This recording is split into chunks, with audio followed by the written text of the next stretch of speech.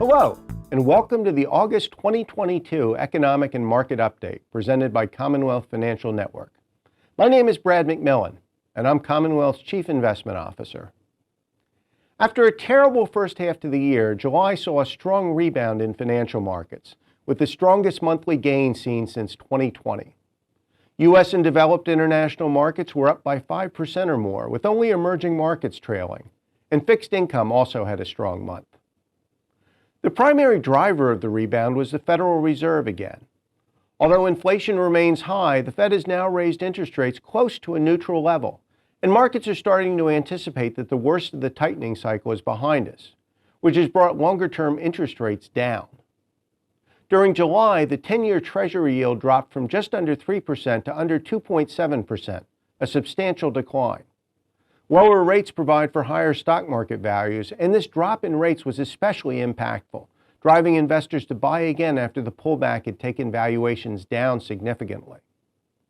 But although July was a good month, markets are still down by quite a bit, and the real question is whether the rebound will continue. And here the issue is the economy and whether we're in a recession or not. Making it even more worrisome, the U.S. economy just contracted for the second quarter in a row, meeting what many call the definition of a recession. But despite that headline, the actual data isn't so bad. The declines came from technical factors related to supply chain problems and shifting consumer preferences, rather than from the real economy. And so the question going forward is where the real economy is going. So far, the news remains good.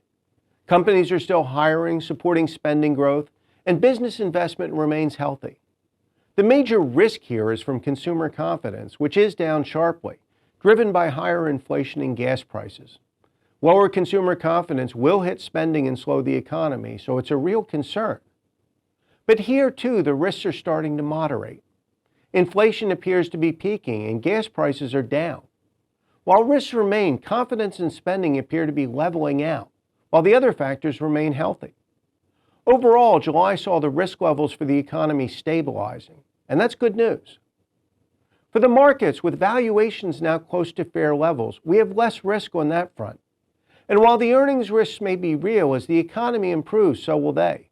And we may already be seeing that, with companies reporting higher profits than expected for the second quarter.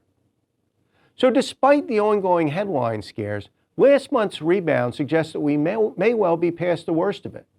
Historically, future returns after a bear market have been positive, often significantly so, and July may mark the first step in that direction. Now, that's not to say we're done with turbulence. Inflation could rise further. COVID could surge again. The Ukraine war could expand, and when and if those bad things happen, we will see more market volatility. But despite those headlines, most of the risks seem to be moderating, and that's the bottom line. While we'll no doubt see more economic and market turbulence in coming months, July's rebound shows we may well be through the worst of it. The risks are real, but the fundamentals remain sound.